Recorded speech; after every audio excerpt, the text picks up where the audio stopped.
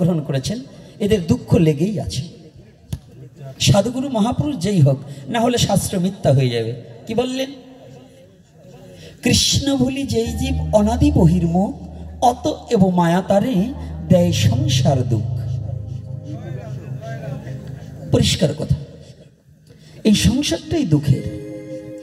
এই দুঃখকে দূর করবার নিমিত্তেই দুঃখী সেজে ভগবান গৌরহরি অবনীতে নেমে এসেছে। বাবা, এই ডিলেটা একটু কমিয়ে দাও, বেশি হচ্ছে। হ্যাঁ, একটু ডিলেটা কমিয়ে দাও, কারণ এই বেশি যায়নি, দিতে থাক। হ্যাঁ, ভালো হয়েছে, ভালো। জয় নিতাই গৌরহরি বল। তাহলে শ্রীমান গৌরহরি কলিহত জীবের করকমলে শচীগর্ভ সিন্ধু নীরে, শচীগর্ভ সিন্ধু নীরে, এ কথাটাকে কেউ মেনে নিয়েছে, কেউ নিতে পারেনি। মহাপ্রভু কিন্তু কোনো জনিভেদ করে আসেনি, অজনী সম্ভাবা। তাহলে গর্ভে আসলো কি করে? শ্লোক কি মিথ্যা বলেছে? না, একটু বুঝার ব্যতিক্রম আছে। আশ্রয় ছাড়া পৃথিবীতে কেউ আমরা আসতে পারিনি। ভগবানের যদি পৃথিবীতে প্রকাশ পেতে হয়, তাহলে একটা আশ্রয়ের প্রয়োজন হয়। এজন্য আমাদের সনাতনী শাস্ত্রে বললেন, আশ্রয় লইয়া ভজে তাহে কৃষ্ণ নাহি তাজে, আর সব মরে অকারণ। তাহলে আশ্রয়ের বহুবিধ প্রকার আছে। নামাশ্রয়, প্রেমাশ্রয়, রসাশ্রয়, ভাবাশ্রয়, চরণাশ্রয়, গুরু আশ্রয়। এভাবে আশ্রয়ের অনেক প্রকার ভেদ আছে। এক একটা স্তরকে অতিক্রম করে পরে প্রেম আশ্রয় হতে হয়। আর আগেই যারা প্রেম আশ্রয় হতে চায়, তাদের ভাগ্যে কিছুই ঘটে না, কারণ কাম কামনা না গেলে তো প্রেমের দেশে যাওয়া যায় না। যারা কামনা থাকিতে প্রেম সম্পদকে লুটে খেতে চায়, তাদের হয় না। যখন কামনা পরিবর্তন হয়ে যায়, তখন হয়তো যদি গুরু কৃপা ললাটে ঘটে, তবে প্রেম রাজ্যে পৌঁছালে প্রেম সম্পদে পেয়ে ধন্য হইতে ধন্যাতীত হয়ে ভগবত প্রেম উপলব্ধি করার যোগ্যতা তিনি অর্জন করতে পারে। আজকে যারা ছুটে এসেছেন আমার কলির পাবন অবতারী শ্রীমান গৌরহরি, দুটো জিনিস, তিন বাঞ্ছা, তিনটা বাঞ্ছার মধ্যে নিয়ে এসেছে মাত্র দুটি বস্তু। নাম সত্য যুগেও ছিল, তিতায়ও ছিল, দাপরে ছিল, কলিতেও আছে। তাহলে নাম কিন্তু পুরাতন কিছু নয়, তবে জীবের নাম ছিল কিন্তু প্রেম ছিল না। এই প্রেমটাকে দিবার নিমিত্তে আমার ফেরিওয়ালা হয়ে, ফেরিওয়ালা যেমন আপনাদের কাছে এসে হ্যাঁ কিছু নিয়ে নিয়ে ডেকে ডেকে বলে না, বলে কি না ওমা? ফেরিওয়ালারা আপনাদের গ্রামে এসে বলে না? তাহলে এই ফেরিওয়ালা যখন আসে, একমাত্র প্রেম আর ভক্তির ফেরিওয়ালা হচ্ছেন আমার শ্রীকৃষ্ণ চৈতন্য মহাপ্রভু।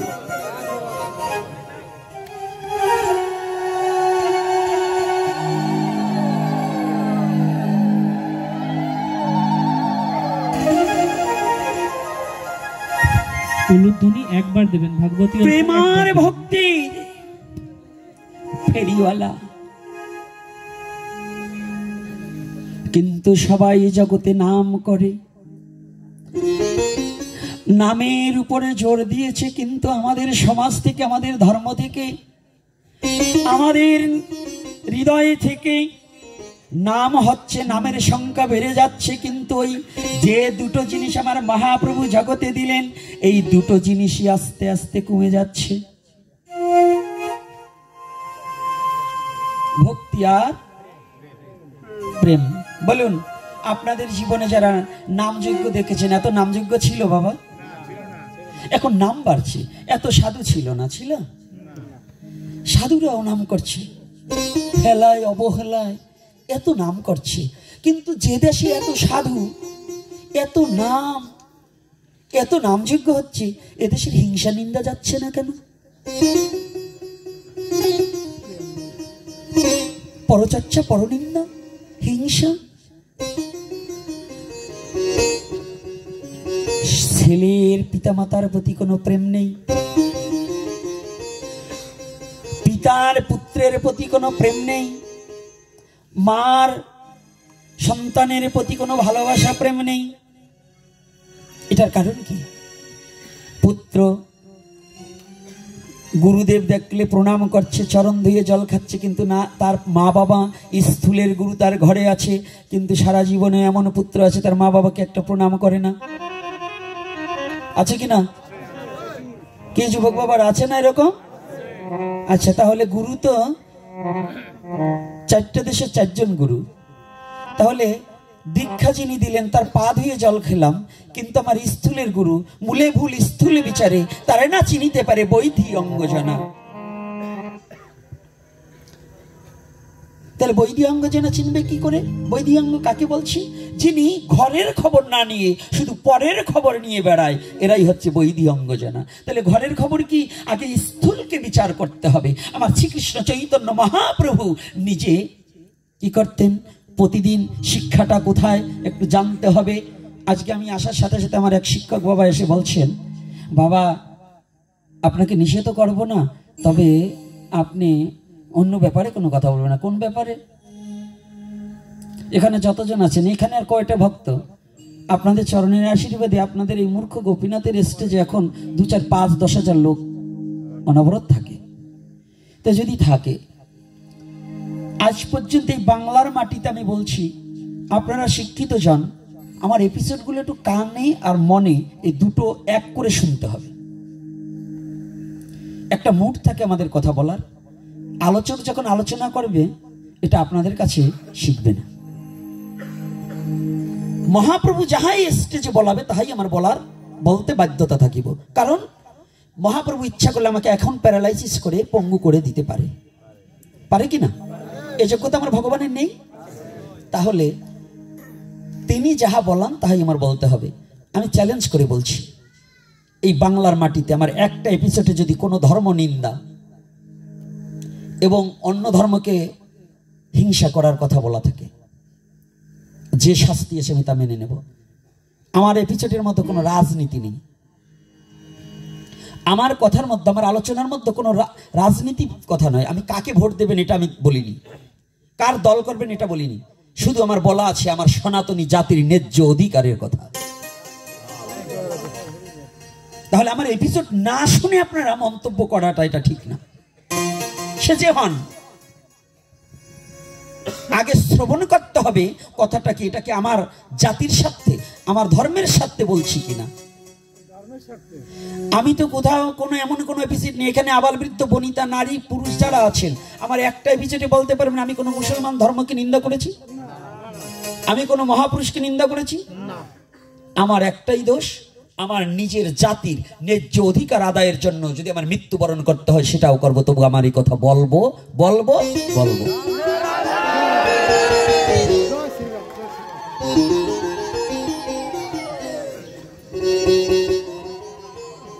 সনাতন ধর্ম আপনাকে কি দিয়েছে? উপন্যাস পড়েছেন, নাটক নোবেল পড়েছেন, কিন্তু চৈতন্য লীলাটাকে কোনোদিন হৃদয়ঙ্গম করেননি। আপনার ছেলেকে 50,000 টাকা দিয়ে একটা মোবাইল কিনে দিতে পেরেছেন, একখানা শ্রীমদ্ ভগবত গীতা কিনে দেওয়ার মতো মা বাবা খুব কম আছে। ভাগবতে ঢোলুয়া প্রেমের মরা পুরাইনে কান্না করলে পরে, ওই হারমোনি বাজাই দেখেন শ্রাদ্ধ বাড়ির গান গাইলে পরে কান্না করার লোকের অভাব নাই, কিন্তু ধর্মটা কি এটা বোঝার মতো লোকের খুব অভাব। ধর্ম মানেনি না, আর আমরা জানিও না। শাস্ত্রে কি বলেছে? যে অনাচারী, মাছ মাংস পেঁয়াজ রসুন ভক্ষণকারী, তার মুখের হরিকথা শ্রবণ করাচ্ছে কুকুরের খেউয়ান ডাক শোনা অনেক ভালো, তবু তার মুখের হরিকথা শ্রবণ করা যাবে না। মানে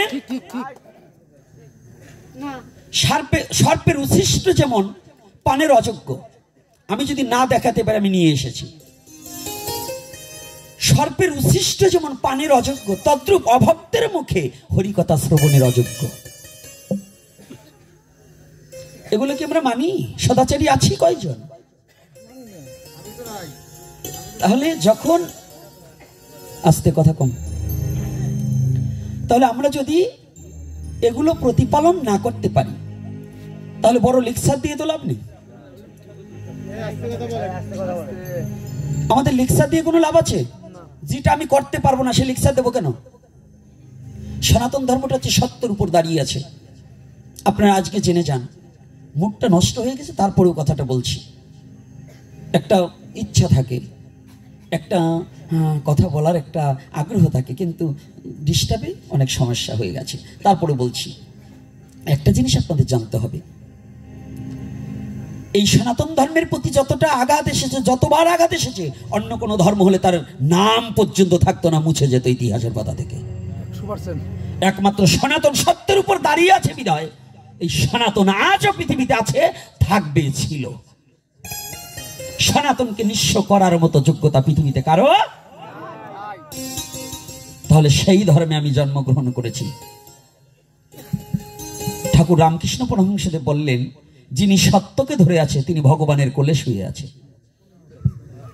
কি আছে? যিনি সত্যকে ধরে আছে তিনি কি করেছে? বাবা তোমরা বলো, এগুলো বলবার চাবে না, তোমরা বলো, সে কি করেছে? এইটা কি আস্তে আস্তে একাদশী থেকে কি ক্ষুধা বেশি লাগছে নাকি? তো সাউন্ড হয় না কেন? ঝগড়ার চোটে একটু আগে দিয়ে ঝগড়া করছে, এই মা মাথায় কাপড় দাও, কি হয়েছে? মাথা গরম হয়ে গেছে নাকি? আজকে কিন্তু 1-1.5 ঘন্টা যাই প্রভু বলায়, আজকে কিন্তু মনের ভিতর রাগ আছে, সাবধান থেকে। তাহলে আজকে দেখুন, কথাটা একটু ভালো করে জানুন। এই সনাতন ধর্ম সনাতনী সত্য, আর সত্যই সনাতন। সনাতনী সত্য আর সত্যই, এই কথাটা না বুঝার কারণে আপনারাই খালি গল্প, আর কৃষ্ণ কংসরে মারছে আর পুতুনারে মারছে, এই বলে বলে এই মায়াবাদী কিছু লোকরা সমাজটাকে এবং ধর্মটাকে রসাতলে দিয়েছে। এই মায়াবাদীরা, কারণ ওরা শুধু এই গল্প আকারে নিচে চোখে জল নাই, খালি নাক টাইনে টাইনে আর রুমালটাকে নাকের ওই অপত্য দিয়ে ভিজিয়ে সমাজকে দেখিয়েছে আমি বড় ভাবু, কিন্তু অথচ সমাজের কোনো উপকার করতে পারেনি, জাতির কোনো উপকার করতে পারেনি, শুধু খেয়েছে আর শিষ্যবাড়ির টাকা নিয়ে দৌড়িয়েছে। কিন্তু এই জাতিকে কিছু দিতে হলে, এই যুব সমাজকে কিছু দিতে হলে সনাতনের সঠিক সত্যতা ওদের কর্ণকুহরে পৌঁছিয়ে দিতে হবে, তবেই যদি ওদের ঘুমটা ভেঙে আদি সনাতনকে জানতে পারে। আর এই আদি সনাতন না জানার অভাবে সনাতন ধর্মের ছেলে মেয়েরা ধর্মান্তরিত হচ্ছে। আদি সনাতনকে না জানার পরিপাকে সনাতনী ছেলে মেয়েরা কি হচ্ছে? এই গোপালগঞ্জে হয়নি? হ্যাঁ হয়েছে কিনা? তা কি করেছে? ঘরে বসে এই যে এত সাধু গোপালগঞ্জে, এত মহাপুরুষ, এগুলো কি করেছে? এত পাঠক কই একটাও তো স্টেজে বলে না যে এইগুলো করা যাবে না। মানে আমি নিজেই করি অকর্ম, তাহলে আমি আরেকজনকে উপদেশ কি করে দেব? রাগ করছেন নাকি আমার কথায়? আমার কথায় কষ্ট পাচ্ছেন বাবারা? না সত্য কথা বলছি, বলুন। তাহলে সত্য কি সনাতন না? সত্য কি? তাহলে সনাতনে আমি জন্মগ্রহণ করেছি, আমাকে মিথ্যা বলার জন্য না সত্য বলার জন্য? তাহলে সেই ধর্মটাই, এই আদি অন্ত সত্য কথা বলার ধর্মটাই সনাতন ধর্ম। তাহলে এখানে দেখুন আপনাকে কি শিক্ষা দিয়েছে। রামলীলায় যদি সত্য যুগেও বলতে যাই, সত্য যুগেও ভগবান তার ভক্তরা তার পিতামাতার সেবা করছে কিনা? করেছে কিনা? সম্মান করেছে কিনা? সত্য যুগে প্রহ্লাদের পিতা হিরণ্যকশ্যপ অসুর ছিল, প্রহ্লাদকে এত যন্ত্রণা দেওয়ার পরেও পিতার জন্য নৃসিংহদেবের কাছে প্রার্থনা করলেন, হে ভগবান নৃসিংহদেব, তুমি একটিবার আমাকে করুণা করো, আমি তোমার কাছে কোনোদিন কিছু চাইনি আর চাবো না। দেখুন পুত্র হয়ে কতটা কর্তব্য পরায়ণতা ছিল, সত্যযুগ থেকে ধরে ধরে আসছি। আজকে তো শুধু বলেন আর শোনেন সনাতনী শাস্ত্র কি শিক্ষা দিয়েছে। যদি সনাতনী ধর্মের এই চারিযুগের কোন শাস্ত্রটা কোন সনাতনী ছেলে মেয়ে প্রতিপালন করে, সেই সনাতনী ছেলে মেয়ে কোনোদিন বিপদগামী হতে পারে না।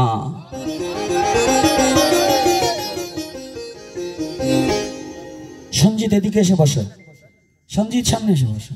এদিকে আসো বাবা, ওরা একটু বসতে দাও, এত কষ্ট করে একটু পিছনে আসলেও বসতে দিতে হবে। তাহলে আজকে দেখুন কথাটা, আমার কথাটা একটু কোথায়, সত্যযুগ থেকে ধরে ধরে আপনার পিতা আপনাকে একটা থাপড় মারলে আজকাল ছেলে পেলে মা বাবাকেও মেরে দেওয়া লোক আছে, আছে কিনা? এরকম কুলাঙ্গার সনাতন ধর্মে জন্মগ্রহণ করেছে না, মা বাবার গায়ে হাত দিচ্ছে। আমি ভগবানের কাছে প্রার্থনা করি, যদি সঠিক মা বাবা হয়, মা বাবা যদি ছেলের প্রতি কোনো অবিচার না করে, ওই সন্তান যদি দুরাচারী হয়, যে হাত দিয়ে ওই মাকে মেরেছে বাবাকে মেরেছে, কুষ্ঠবেদী হয়ে যেন ওই হাতগুলো খসে পড়ে যায়। এটা হয়েছে, আমি বাস্তবে দেখিয়ে দেব। কাশিমপুরের দীক্ষিত এখানে আছেন না, আছেন কিনা? এই 22টে কাশিমপুর, তার দিঘিলে কাশিমপুরে যাবেন, ওই দিঘিলে কাশিমপুরে একটা ব্যক্তি এই ঘটনা ঘটেছে, জানেন? তার মাকে লাথি মেরেছিল, জমি বিক্রি করে দিচ্ছে, মাত্র 10 কাঠা জমি আছে, মা গিয়ে দাঁড়িয়েছে, বাবা এই 10 কাঠা জমি যদি তুই বিক্রি করে দিস তাহলে তোর এই মেয়েগুলো কি খাবে? মাকে ওই দরজার সামনে দিয়ে লাথি দিয়ে ফেলে দিয়েছিল। মা খুব যন্ত্রণা পেয়ে খালি শুধু দাঁড়িয়ে বলেছিল, গোবিন্দ, যে পা দিয়ে আমাকে লাথি মেরেছে আর যে হাত দিয়ে আমাকে এতদিন মেরেছে, আমি চোখে দেখে যেতে চাই, ওর যেন কুষ্ঠবেদী হয়। এই কথা বলে গে, ওর যেন কুষ্ঠবেদী হয়। আমি তাকে দেখেছি সচক্ষে, নামটা বলবো না, তাহলে অনেকেই কি করবেন। আপনারা শুধু দিঘলিয়া কাশিমপুর আপনি যাবেন, খগেন বাবুর বাড়ির পাশে, সেখানে যে জিজ্ঞাসা করবেন এই ঘটনা কে ঘটিয়েছিল আর কি হয়েছিল। বাস্তব জীবনের কথা বলছি। সেই মা জীবিত থাকাকালীনই এই নাকটা পর্যন্ত পচে পড়ে গিয়েছে। এটা আমার জীবনের সচক্ষে দর্শন, সচক্ষে দর্শন। পাগুলো পর্যন্ত পচে গিয়েছে। এটা কি জানেন? এটা বাস্তব সনাতনের শিক্ষা। সনাতন বললেন সত্যযুগ হইতে প্রহ্লাদকে যতটা নির্যাতন করেছে, যত অত্যাচার করেছে,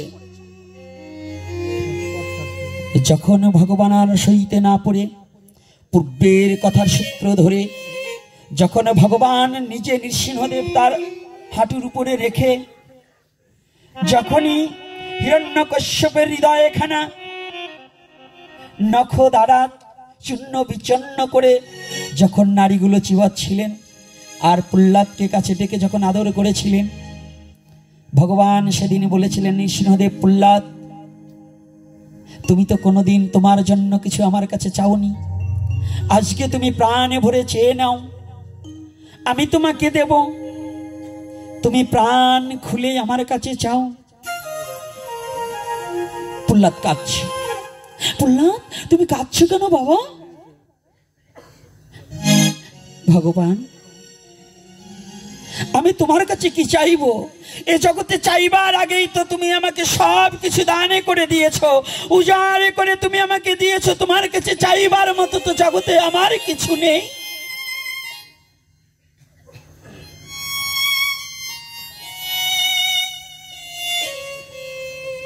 না প্রহ্লাদ, আজকে আমার তোমাকে দেওয়ার জন্য কিছু ইচ্ছা। আমরা তো সারা জীবন ভগবানের কাছে চাই,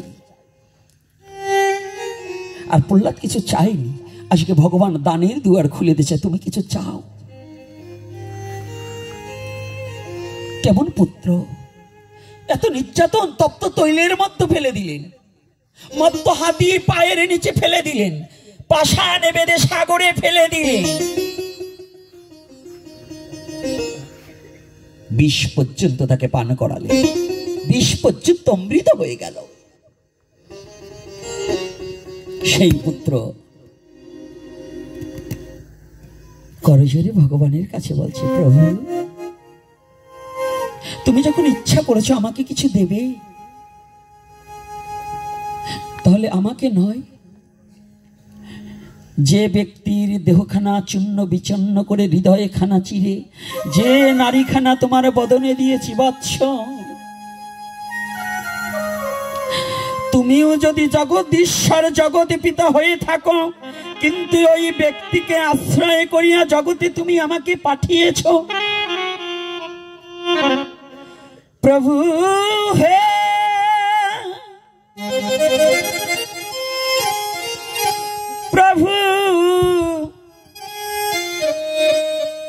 একটিবার তোমার কাছে আমার প্রার্থনা কি জানো? আমি জীবনে তোমার কাছে কোনোদিন কিছু চাইনি আর চাবো না। ওই যে ব্যক্তিটা তোমার কোলের উপর শুয়ে আছে, ও তো আমার বাবা।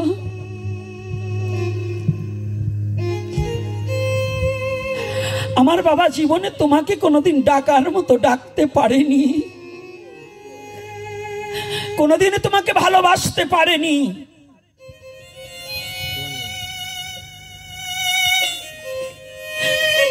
কিন্তু আমি তো তোমাকে ডেকেছি,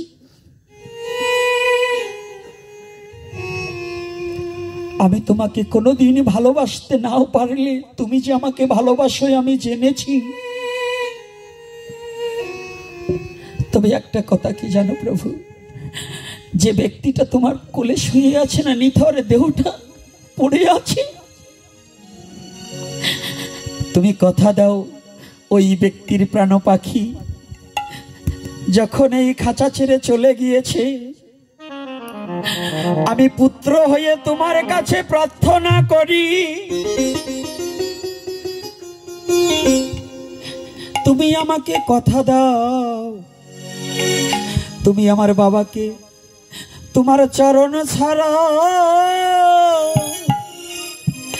ওরে করো না রে। তোমার চরণ জয় নিতাই গৌর হরি বল। করো না হে প্রভু তোমার চরণ ছাড়া আমার বাবাকে করো না রে। তোমার চরণ ছাড়া বাবাকে করো না রে। ওরে তোমার চরণে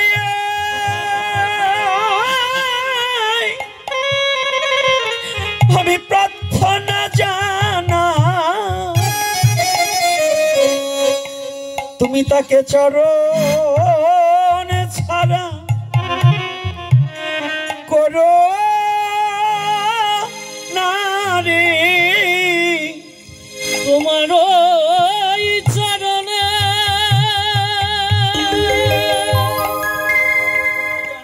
আমি প্রার্থনা জানাই,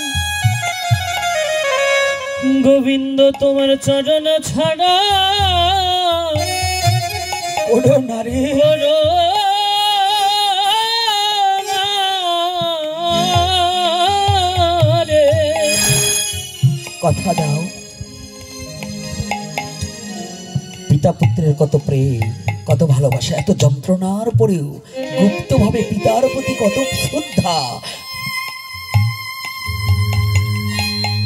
তাহলে বলুন তো, এই প্রহ্লাদ চরিত্র যদি কোনো পুত্র পরিধান পড়তে পারে, যদি এইটাকে অধ্যয়ন করতে পারে, যদি এটাকে হৃদয়ে ধারণ করতে পারে, সেই সনাতনী ছেলে কি পিতামাতার প্রতি শ্রদ্ধাবান হবে কিনা?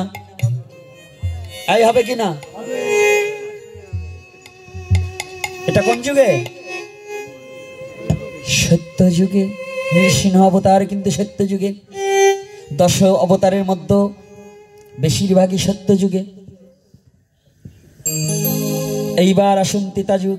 ত্রেতা যুগে সাক্ষাৎ ভগবান এক রাম চতুরংশে জন্মগ্রহণ করে ভগবান রামচন্দ্র পিতৃবাক্য পালনে বনবাসে গিয়েছে না?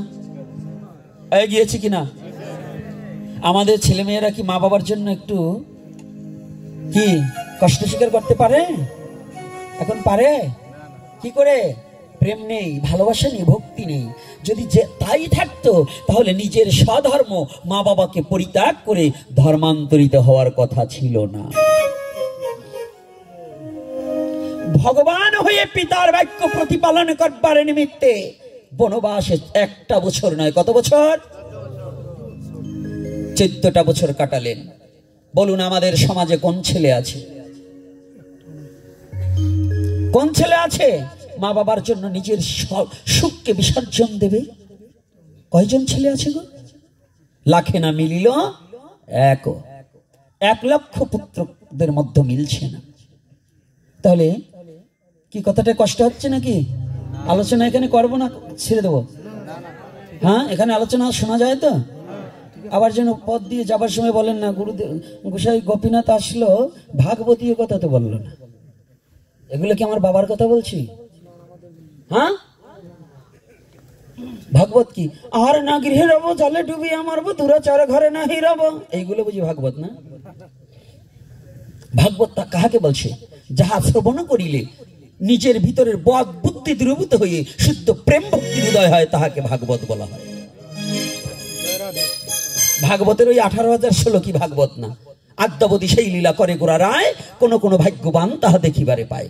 এখনো ভগবানের লীলা পূর্বে চলছিল, এখনো চলছে এবং ভবিষ্যতেও চলবে। তাহলে এই শ্লোকগুলো কোন জায়গায় লেখা রয়েছে? এই শ্লোকগুলো আর কারো মধ্যে নেই, একমাত্র সাধুগুরু বৈষ্ণব ধ্যান নেত্রে তাহা দর্শন করে সেই লীলা বিশ্ব জগতে প্রচার করে।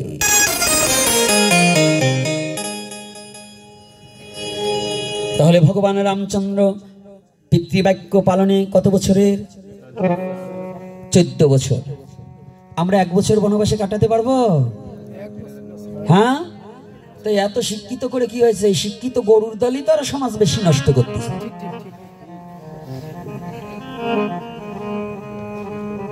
শিক্ষিত যারা, সুশিক্ষিত যারা, তাদের দণ্ডবোধ করি, প্রণাম করি, কিন্তু ওই যে শিক্ষিত গরু যে কয়টা, ওই কয়টার একটু সাইজ করতে হয় মাঝে মাঝে। অতিরিক্ত শিক্ষিত হয়ে ধর্ম কি, সনাতন ধর্ম কি, আরে এগুলো কিছু নেই, সব কুসংস্কার, এসব মানতে হয় না। আসছি বিশ্ব জগতে জন্মগ্রহণ করছি, খাবো দাবো, আনন্দ করবো, আর ড্যান্স দেবো, কুইসে মরা, তাতেই হয়ে যাবে।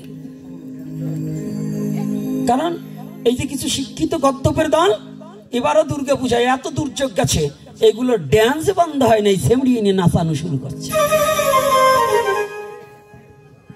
তো যে গ্রামে, যে বাড়িতে একটা শিক্ষিত ছেলে ছিল, ওর ব্রেনে কি ঢোকেনি যে এখন সনাতনীদের যে কি অবস্থা, এই অবস্থার মধ্যে আমি যে আনন্দ করছি, নৃত্য, হ্যাঁ, এত বড় শিক্ষিত হয়েছে, ড্যান্সার আনো, বক্স আইনে ড্যান্স করো, বাজে গান নাচাতে পারো, অথচ মন্দিরের বেড়া থাকে না, দরজা থাকে না, মুরগি ঢোকে মন্দিরে, এটা চোখে পড়ে না? অশিক্ষিত দল।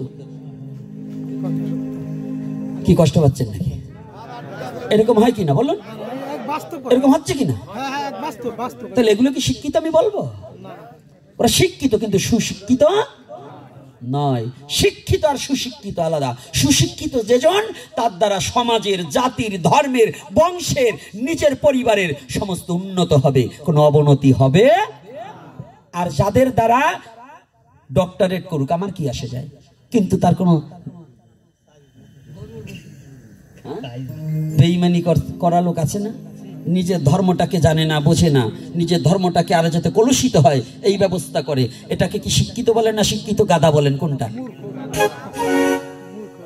মানে শিক্ষা অর্জন করে গাধা হয়ে রয়েছে, এই জন্য শিক্ষিত গাধা, গাধাটা পরে। আর গাধা শিক্ষিত হইলে পরে আগে অশিক্ষিত ছিল, এইবার কিছু জানছে। রাধে রাধে। খালি বাবাদের দোষ না, মায়েদেরও কিন্তু আছে, আছে কিনা মা? তাহলে এখানে আমাদের সনাতন ধর্মে কি শিক্ষা দিয়েছেন? সনাতন ধর্মে কত এত বড় স্বচ্ছ শিক্ষা পৃথিবীর কেউ দিতে পারবে না।